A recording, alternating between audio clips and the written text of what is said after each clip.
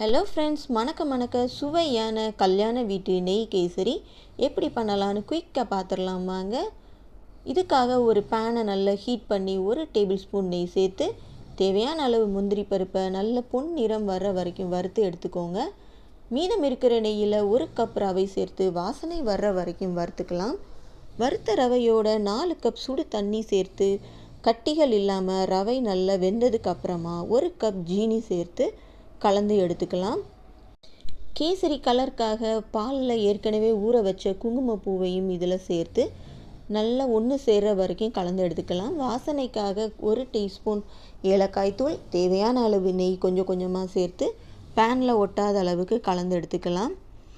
ஏற்கனவே நம்ம வறுத்து வச்சுருந்த முந்திரி பருப்பையும் இதோடு சேர்த்துக்கலாம். இப்போ ஒரு குழி கரண்டியில் எடுத்து நம்ம தட்டணும் அப்படின்னா ஒட்டாமல் வந்தது அப்படின்னா இதுதான் கரெக்டான பக்குவம். சுவையான கல்யாண வீட்டு நெய் கேசரி